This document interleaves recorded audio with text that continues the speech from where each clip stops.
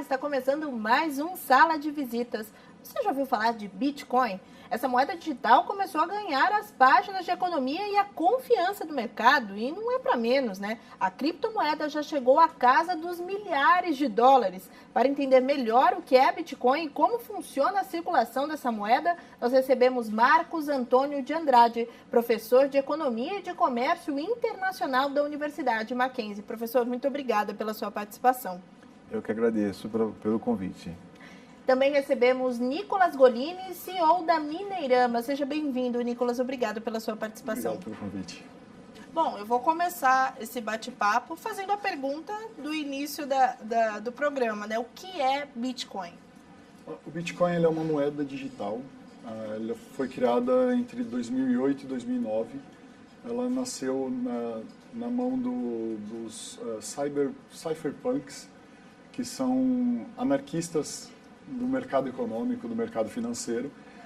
Eles não gostavam, né, de como funcionava o mercado, toda a geração de moedas, políticas econômicas na mão de bancos centrais, e eles tinham muita experiência no desenvolvimento de softwares e de criptografia. Então eles decidiram se juntar, né? Na verdade o criador é Satoshi Nakamoto, que na verdade é um pseudônimo, ele nunca foi encontrado, não existe. A gente imagina que tem um grupo por trás, né? E eles, logo na crise que teve nos Estados Unidos, no mercado imobiliário de 2008, eles decidiram lançar essa moeda. Então ela não tem um banco central, ela fica distribuída em todos os computadores que estão participando da validação dessa rede. Então ela é uma moeda e é um meio de pagamento. Ela tem a política monetária dela é escrita em código, não pode ser mudada. Então a gente tem uma inflação da criação da moeda, já é colocada no código, e a gente tem um limite de criação de moedas, que são 21 milhões de moedas. Então a gente tem uma inflação controlada no mercado, diferente do dinheiro, né, que foi o que causou aquela explosão em 2008, e a gente tem também uma deflação, porque essa moeda ela vai acabar no mercado, né, por a gente ter um limite de moedas que vão estar disponíveis para o público. Agora, professor, os economistas estão agora de olho nesse movimento que começou aí como um movimento anarquista, né? O pessoal está tentando entender como é que funciona, como é que o mercado formal está reagindo a essa nova vertente? Então, só complementando, né, a explicação, o Bitcoin ele surgiu justamente por causa dos intermediários. Hoje, inclusive, eu concordo com isso, os intermediários que você tem nas operações, vamos colocar assim, de comércio, é muito grande. E pelas conversas que eu tive, pelos debates que eu já venho participando sobre Bitcoin, a grande preocupação é o seguinte: você paga uma comissão muito grande para os chamados intermediários da troca de moeda. E o Bitcoin ele veio com esta proposta, ou seja, diminuir o número de intermediários, aonde você tem a possibilidade de fazer as suas trocas de moeda muito mais rápido, né, e muito mais fácil, sem a intervenção de terceiros e até mesmo pagamento de comissões. Com relação à sua pergunta agora, especificamente, a gente vê com uma certa preocupação, e eu vou procurar definir claramente esse conceito de preocupação. O Bitcoin, no meu entendimento, ele já é um veículo de troca, como nós temos vários veículos de troca de moedas ou para circulação de dinheiro, vamos colocar assim. Então isso eu entendo que é uma realidade, que isso que é uma tendência, inclusive pela facilidade de você fazer essa movimentação, né? O que eu tenho ainda alguns questionamentos e algumas dúvidas é com relação ao fluxo de comércio.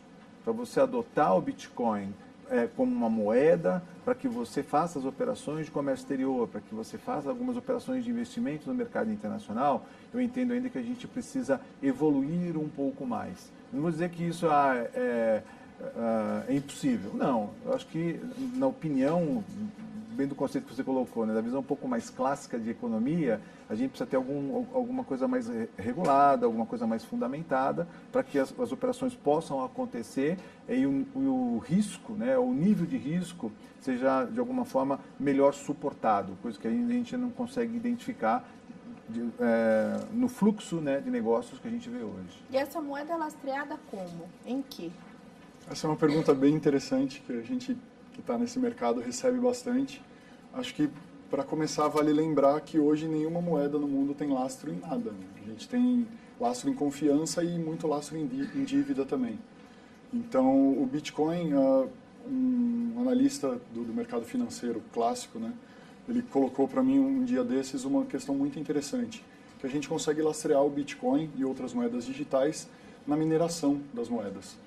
Porque para fazer a mineração, né, antes de falar um pouco sobre mineração, para toda essa rede acontecer, para todas as transações acontecerem dentro da rede e para as moedas serem criadas também, a gente tem supercomputadores eles ficam executando cálculos matemáticos muito complexos, que é a criptografia. E a partir dessa criptografia, de um certo número de transações que ele consegue realizar, ele recebe como recompensa, pelo trabalho, pela segurança que ele trouxe à rede, ele recebe uma quantidade de moedas da rede. Então, no caso do Bitcoin, ele recebe hoje 12 Bitcoins e meio para cada bloco de transações que ele coloca no ar. Então, para fazer isso, a gente tem os supercomputadores, que tem um custo elevado. Hoje, uma máquina de mineração de Bitcoin está por volta de $2.500, $3.000. E a gente tem um custo de energia também muito alto, que uma máquina dessa consome em torno de 1.400 watts-hora. Então, é uma conta de luz aí no fim do mês, para uma máquina, de mais de R$300. Para ter algum benefício, né, o que é essa recompensa em Bitcoins. Então, eu vejo isso daí também como um lastro da moeda, né? Porque se tem gente colocando dinheiro, se as pessoas estão investindo nessa tecnologia, a gente tem um valor que acaba sendo agregado à moeda também.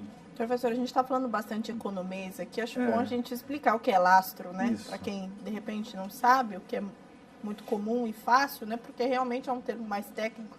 Dá um conceito aí para a gente, professor. Se você me permite discordar um pouquinho, né? Claro. Com relação a lastro. Existe sim moedas que a gente classifica como moedas conversíveis, que essas moedas realmente têm lastro. Se você considerar dentro do volume de moedas que você tem no mercado internacional, vamos colocar aproximadamente 200 países que hoje participam do mundo globalizado, desses 200 países você tem, a gente fala hoje 10 moedas conversíveis, justamente por causa da implantação do euro, essas moedas elas têm lastro. Então, é esse o conceito justamente do que eu estava comentando anteriormente.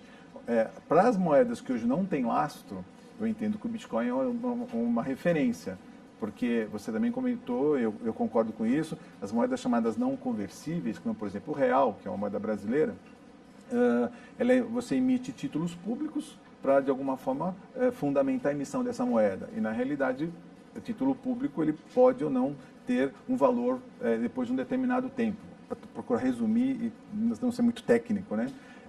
Já uma moeda conversível, ela tem lastro, o seu lastro é o clássico ouro, ou seja, você precisa ter uma base para a emissão dessa moeda, e além do ouro, você tem alguns outros fundamentos, que é credibilidade e estabilidade, correto? Então, o mercado é que acompanha essa moeda, diferentemente de uma moeda não conversível, que aí quem estabelece o valor da moeda são chamados bancos centrais, correto? Então, você tem aí você chegou no meu ponto, né? O chamado divisor de águas. As moedas que realmente têm lastro, que elas servem para que você utilize as operações ou o curso, né, das operações de comércio exterior no mercado mundial como um todo, e as chamadas moedas não conversíveis, que não têm lastro. Aí eu concordo com a definição.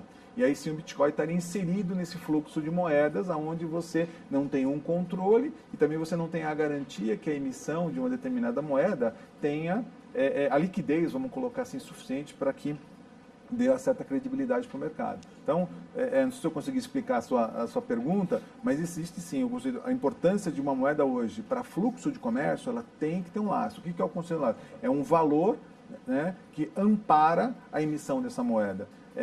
Se me permite estender um pouquinho com a definição, pega a questão do ouro. Tá? Hoje, independente do lugar do mundo onde você esteja, se você pegar uma barrinha de ouro, independente do peso dela, colocar no bolso e sair por aí pelo mundo, você em tem qualquer lugar agregado do mundo, você vai pegar essa barrinha de ouro e converter por uma moeda. É claro que você vai ter que estar sensível a quanto está o valor do ouro nesse mercado. Esse é o que a gente chama de lastro, correto? Que você consegue converter esse metal, esse ativo que a gente chama. Um valor universal em qualquer Exatamente. Câmbio, moeda. E as moedas conversíveis, eles têm esse conceito. Em qualquer lugar do mundo que você vai, independentemente da moeda corrente daquele país, você consegue trocar. Uma moeda não conversível não. Uma moeda não conversível ela só tem valor dentro do seu próprio país, como por exemplo o real.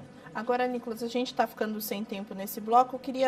Nós estamos falando muito em transações de comércio exterior e etc. O Bitcoin serve para quem quer fazer uma compra na internet, para transações do dia a dia. Ele também pode ser usado como moeda? Como é que é isso? Ele foi criado inicialmente para ser utilizado como moeda e hoje ele está adquirindo mais esse valor, como o professor bem citou, do ouro, né? Porque o valor dele está muito alto e a gente acaba tendo valores as taxas de transação também muito altas. Hoje a gente está com uma média de uma taxa de transação em torno de R$30. Então já não é mais uma moeda que a gente usa para comprar um café, comprar o pão, alguma coisa desse sentido. A gente tem outras moedas digitais que são baseadas no Bitcoin, algumas com uma definição um pouco diferente. Essas sim, elas têm um valor de transação mais baixo e elas estão sendo muito utilizadas, né, para compras pela internet, compra física também. A gente tem em São Paulo diversos locais que aceitam moedas digitais como pagamento. Uma delas é o Ethereum, que é uma moeda que veio pouco depois do Bitcoin. Essa é bem aceita, a gente tem taxas de transação muito pequenas. Pouco tempo atrás foi comprado um imóvel nos Estados Unidos com essa moeda. Foram $2 milhões e teve 36 centavos de transação. Então a gente tira todos esses intermediários de uma transação, a gente consegue reduzir bastante a taxa e aumentar também a confiança, a segurança na transação, porque ela é feita de pessoa para pessoa. Então você só precisa confiar na outra pessoa que está recebendo. Bacana, a gente vai para o intervalo rápido, mas já tem mais sala de visita hoje falando de moedas digitais. Fica por aí.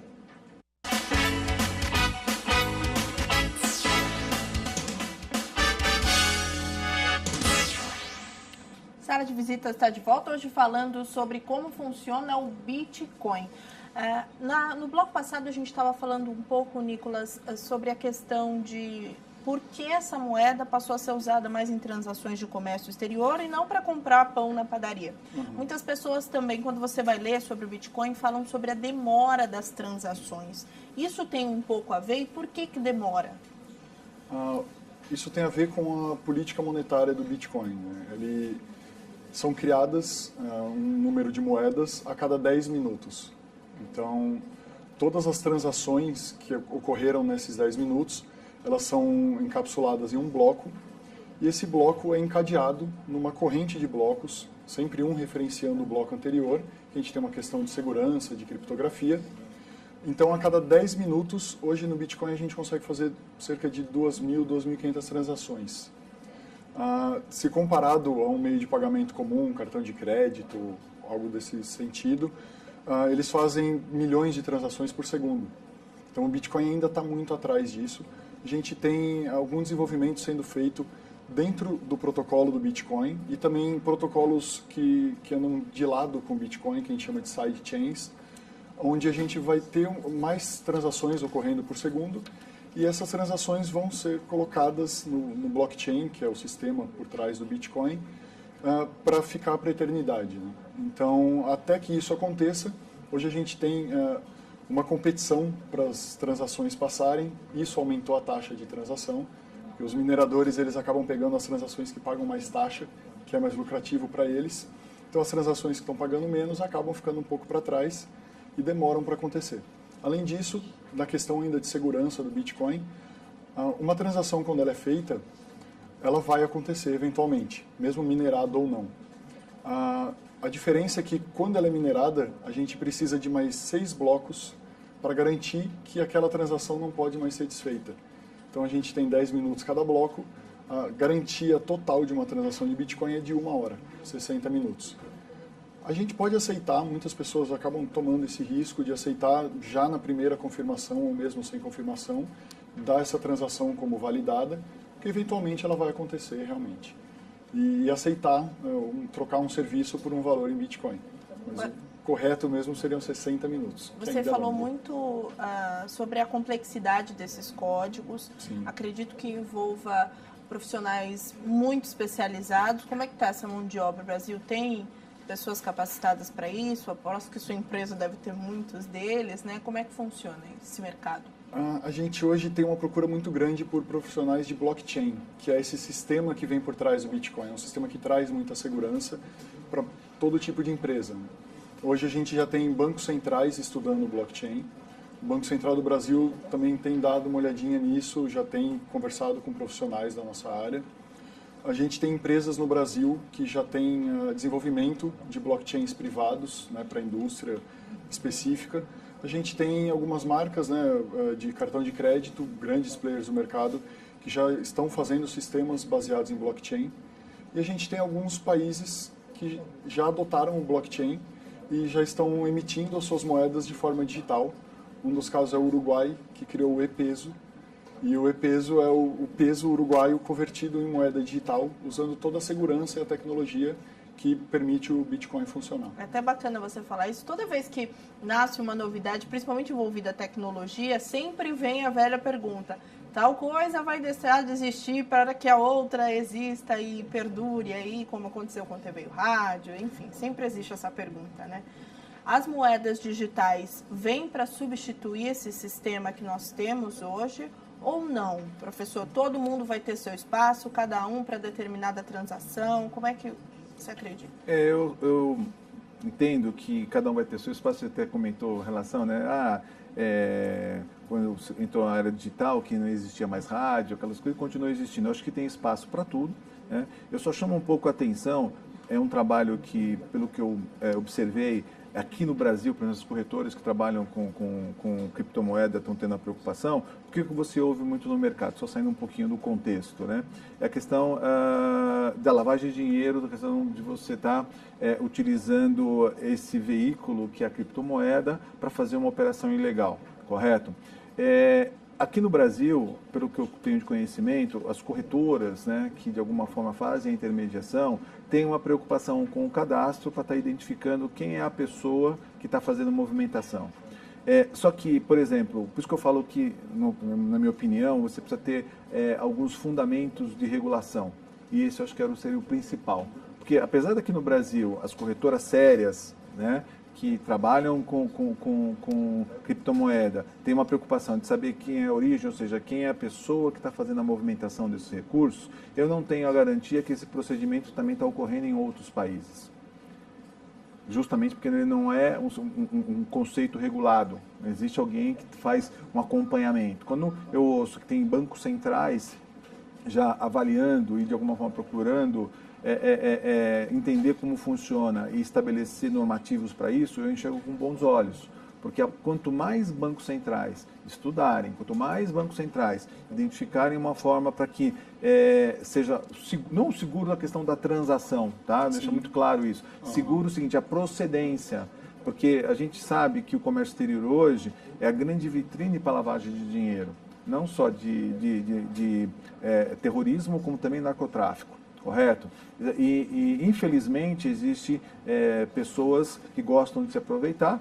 E hoje, como não é um mercado regulado, não dá para garantir que não exista um fluxo de recursos movimentado para atender a demanda dessas operações ilícitas. Então, quando eu falo que tem que ser regulado, que tem que ter um controle, eu entro mais nesta linha, que vai dar o quê? Uma transparência e vai dar, inclusive, uma garantia maior, né, da questão de procedências. Eu volto a reforçar o meu conceito. Hoje, por exemplo, no comércio exterior, qualquer pessoa que faz uma movimentação de recursos, o equivalente é superior a 10 mil reais aqui no Brasil, ele tem que explicar para onde que tem que dizer a origem desse dinheiro e a finalidade para onde o dinheiro vai. Tanto quando recebe, quando você paga. No Bitcoin você não tem esse tipo de controle. Agora, Nicolas, a economia formal, a gente sabe que depende de uma série de fatores, como a política, a estabilidade desse país, como ele se relaciona com outros países. O sistema do Bitcoin acompanha também esses outros fatores ou não? Ele se estabiliza por outras questões? O Bitcoin ele não tem fronteiras. As moedas digitais elas não têm fronteiras. Então, cada país é um mercado diferente, com valores de negociação na moeda local também diferentes. Eu queria só adicionar uma coisa que o professor falou. Recentemente a gente teve um comunicado do Banco Central do Brasil. Ele colocou 8 pontos que ele está vendo as moedas digitais, não vai regulamentar moedas digitais, porque não cabe a nenhum governo, a nenhum banco central regulamentar a moeda. O que eles estão regulamentando, sim, são as formas de entrada na moeda, Isso, que seriam corretoras. as exchanges, né, as corretoras. Isso. As corretoras, eventualmente, vão ter que ter todo esse papel de know your customer, saber quem está comprando, de onde veio o dinheiro. Então, isso o governo já está de olho, o Banco Central também já está de olho, mas a moeda eu não vejo ela sendo regulamentada também. A questão de política, o Bitcoin também ele está alheio a tudo isso, né? Por ele não ter nenhum tipo de fronteira, não ter um país que tem o Bitcoin. Ele está em todos os lugares. O que a gente tem é muita política interna do Bitcoin. Então a gente passou recentemente também por uma série de boatos que estavam acontecendo na rede, que ia ter uma divisão da moeda.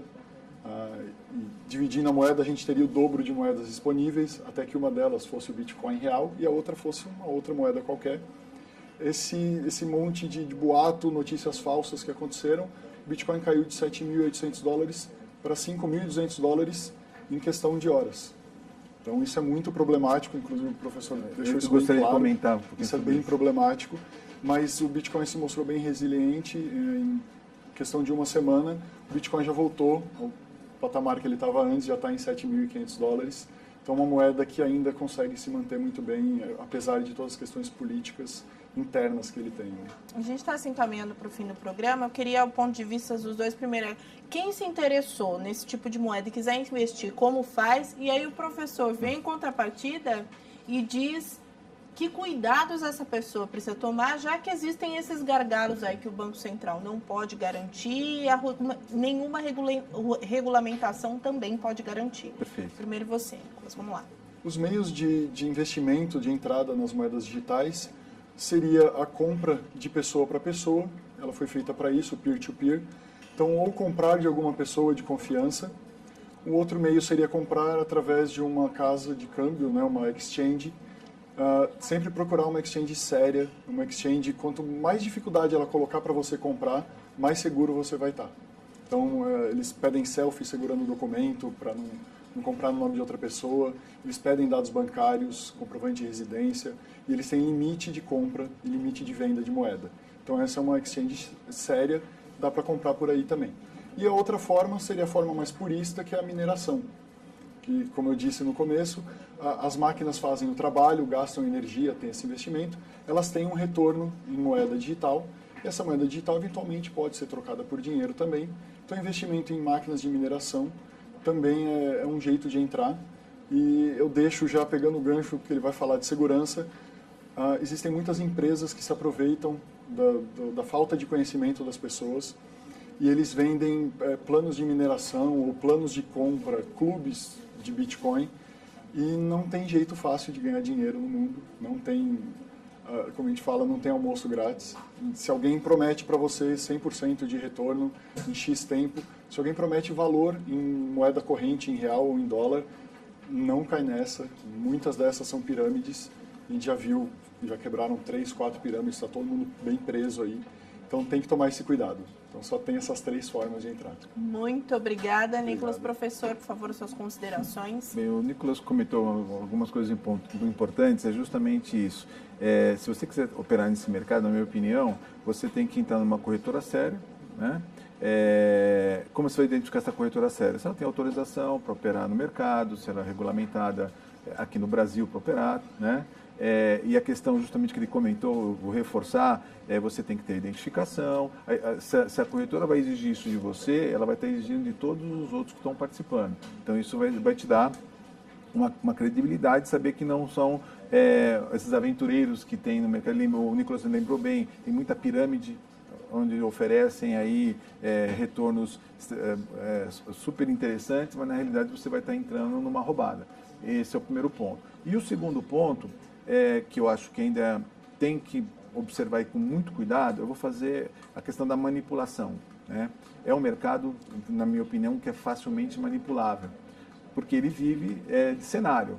Então vamos pegar o grande exemplo que nós tivemos recentemente da JBS na Bolsa de Valores, aonde eles tinham uma informação privilegiada, que era uma denúncia, sabiam que essa informação ia ter um impacto extremamente significativo no mercado, tanto de dólar como de ações. Então, eles antevendo isso, eles fizeram uma operação para se beneficiar, né, e ganhar dinheiro com isso. Eu entendo que o Bitcoin, ele é um mercado que ele é extremamente favorável a esse tipo de movimento, onde o Nicolas também muito bem comentou,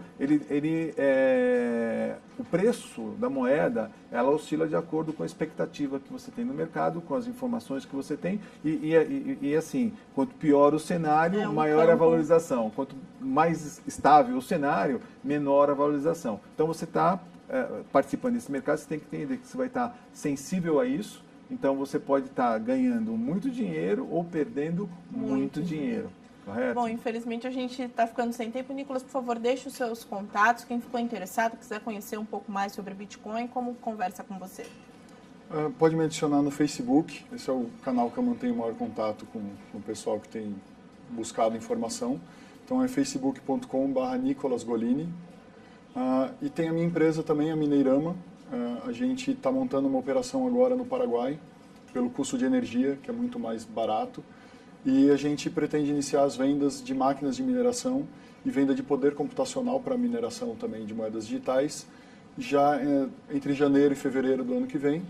E também facebook.com/Mineirama ou mineirama.com.br. Bacana, muito obrigada pela sua participação, viu, Nicolas? Professor, por favor, deixe os contatos. Meu contato mais simples, né, do Mackenzie é andrade@mackenzie.br. Se alguém tiver alguma curiosidade ou querer saber um pouquinho mais sobre Bitcoin, é só me passar um e-mail, que aí o que eu tiver de material eu vou estar passando e distribuindo para vocês. Muito obrigada, professor, pela sua participação aqui também, pelos esclarecimentos. E obrigada a você que nos acompanhou em mais um Sala de Visitas. Eu te espero no próximo programa. TV Câmara São Paulo, a política da cidade passa por aqui.